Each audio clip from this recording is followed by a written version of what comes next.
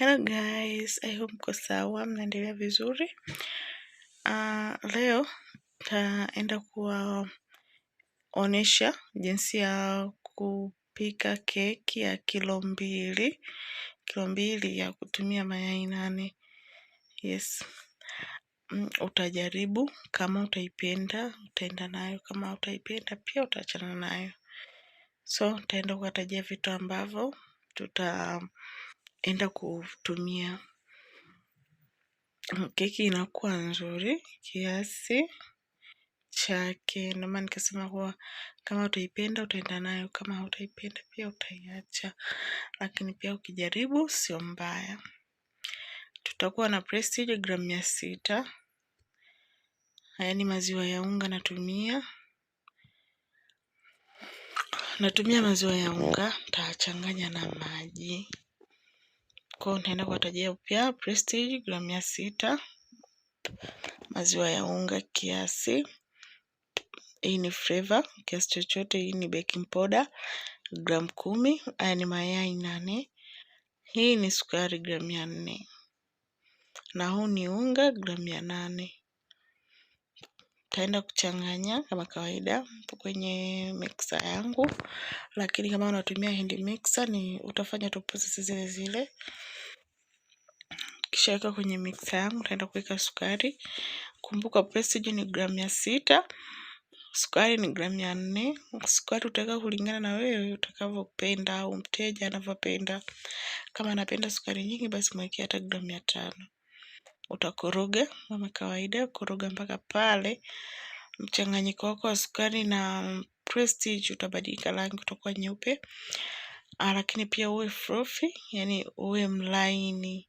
Yani koroga kama unatumia hand mixer, koroga at least dakika 10. Kwa kama unavyoona mchanganyiko wangu unavyobadilika kadri muda unavyozidi kwenda, kadri ninavyokoroga. Mchanganyiko wangu utakuwa frothy na umelainika.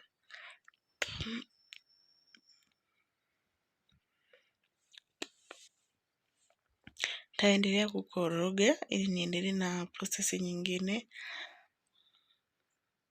Utakoroga mpaka pale utakapoona sasa imetosha. Utaanza kuweka mayai kumbuka ni mayai 8.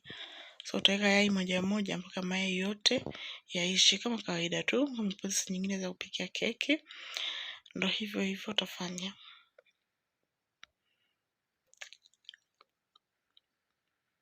Utaendelea kukoroga ili mayai yako yachanganyike vizuri. Yakisha changanyika vizuri tutaweka flavor. Flavor unaweza kutumia yoyote ile.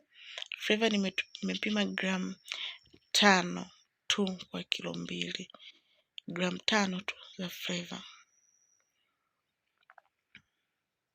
Kisha maliza kuweka hiyo flavor yako, basi tutaweka unga wa ngano. Unga wetu wa ngano tumechanganya na baking powder. Baking powder nilipima gramu 10. Lakini unaweza kuweka hata gramu 15. Sio mbaya. Utachanganya unga wako wa ngano na baking powder, utachekecha, then tutachanganya sasa kwenye mchanganyiko wetu. Changanya kwa awamu mbili.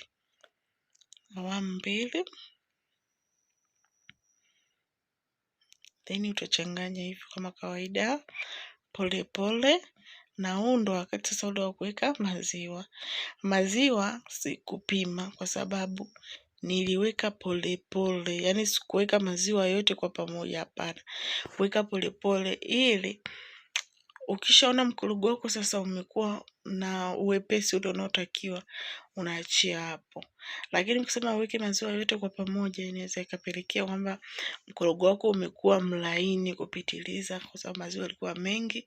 So ukiwa unaweka maziwa, weka mdogo pole mpaka hapa sasa huu mkorogo umetosha uwepesi wake, unaachia hapo.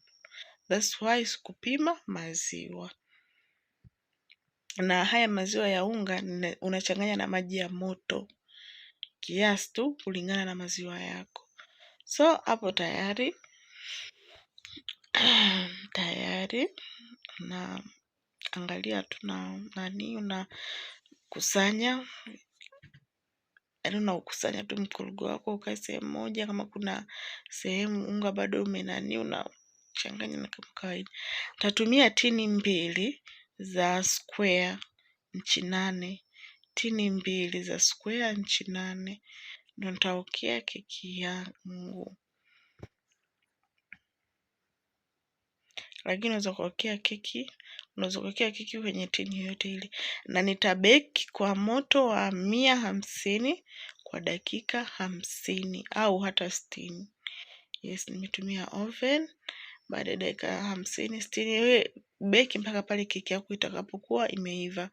Usikalili dakika, kila mtu oven yake jinsi oven yake inavyofanya kazi. Yes, so beki mpaka pale keki yako itakapokuwa imeiva. Na baada ya keki yetu imeshaiva, unaona sasa naikata. Iko vizuri. Iko vizuri, sio mbaya. So mtu unaweza kujaribu, ukaangalia, kikuletea matokeo mazuri na ukayapenda, basi utaendelea nayo. Yes, kama hivyo jamani. Asanteni kwa kunisikiliza. Bye.